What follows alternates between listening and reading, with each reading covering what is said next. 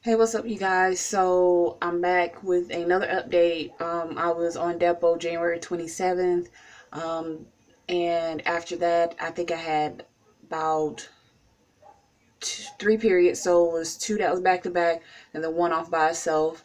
Um, and those wasn't really real periods.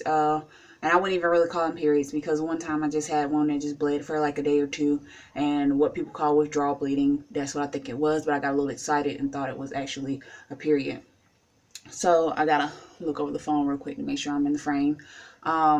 So 7 days ago from today, I started a period and it was pretty heavy. It was my normal heavy period. Usually when you come off Depo, you get like a dark brown period. Mine is bright red, heavy. I'm talking about like when you stand up, it just gush out type period. I know that's TMI, but that's the type of period that I have. And so, okay, I'll make sure. And so, let me make sure it's still recording.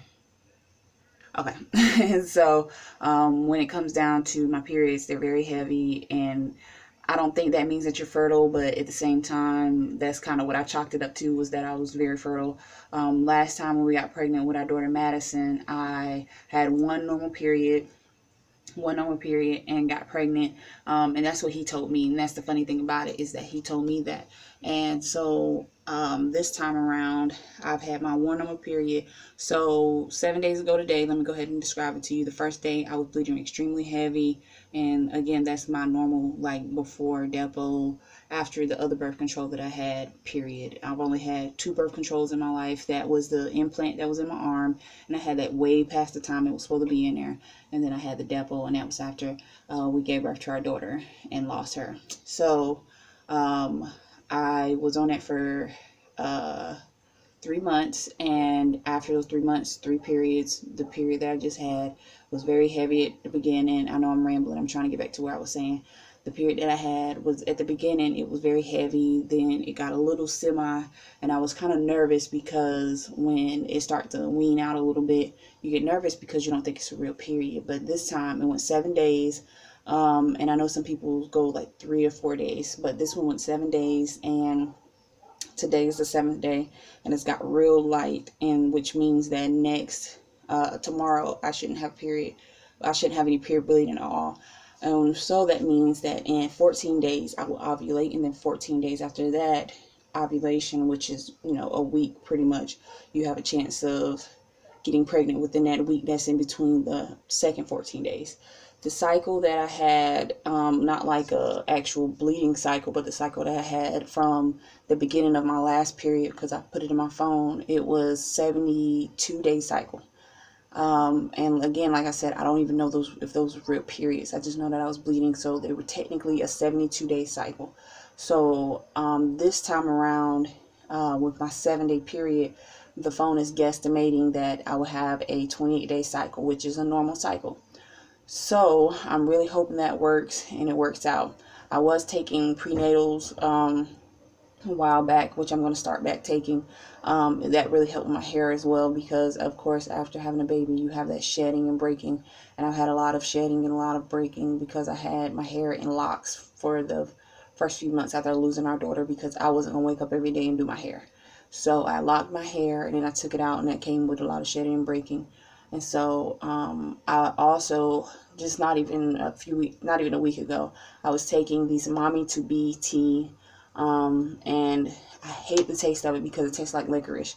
No, no, I think that one tastes like peppermint. So I'm cool with the taste of that one, but I was taking a detox tea. I maybe took it for one day, and it tastes like licorice, and I was just like, ugh, couldn't do it. So I'm gonna start back taking my Mommy to BT, and it's supposed to pretty much prepare your body to be a mother again, and it's helping with your uterine wall, building it, making it flourish, and be able to, for the egg to, do all that stuff. But on the other side of it, am I ready to be a mom again? Yes. I miss my daughter so much. I miss her. I love her. Wish she was here right now, but she's not. And when I pray for another child, I pray for her permission. And when it comes down to us having another child, we're going to do what we need to do in order to be able to take care of that child ourselves, and things like that. The first time around, I learned a lot about myself, about people around me, and just about stuff in general, and a lot of stuff that I want to change.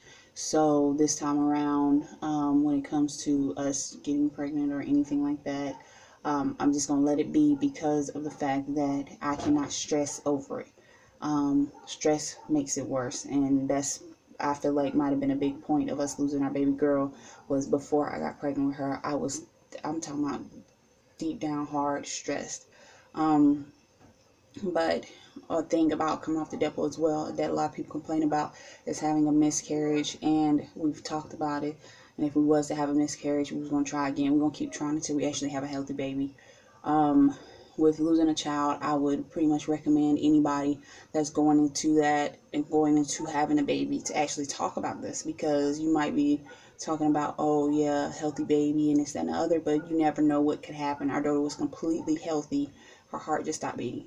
And so when it comes down to actually getting pregnant and about to have a baby, you need to talk about what happens if you have a miscarriage, what happens if you have a stillborn baby, because you don't know that you're going to have a stillborn baby. A miscarriage is more of earlier on, but a stillborn child means that you felt like you got past that part where it was going to be hard, but stuff happens. And so we've talked about it, and we said we're going to keep trying until we actually have a healthy baby. But I thank y'all for watching. This is my first real period, which I'm so excited about. Like, I never thought 5 months ago, when I was completely, and I'm still completely broken, but when I was completely broken to the point where I couldn't even imagine the next few months of my life, that I would get to this point, especially when you're doing all that you can do in order to become fertile again after the Depo. Thank God that I only got one shot, and I'm not saying that in the next 3 months, I think that's 3 months to the end of the year, that I'm not saying, no, yeah, 3 months to the end of the year, I'm not saying that I'm going to get pregnant. But what I am saying is that I have more of a chance than I had the last few months. So thank y'all for watching. Please give me updates on y'all as well, because I am following y'all journeys. Y'all have helped me through this a lot. A lot of people told me their journey has been hard, and it made me bring mine into light. Like, you know, they've dealt with a lot worse than me. I read yesterday some woman had 14 miscarriages, and that's extremely hard to deal with, and I never know what my future holds. So I try to kind of be happy that I got to meet her and love her, and things like that. But again, rambling. But thank y'all for watching. Please give me updates on y'all journey, and let me get to know y'all, because I'm still going to continue recording and talk about things after I do end up pregnant, and tell y'all about my feelings and stuff. It'll just be a next step in the diary of post Depo, post stillborn, and things like that. But thank y'all for watching. Peace and baby dust.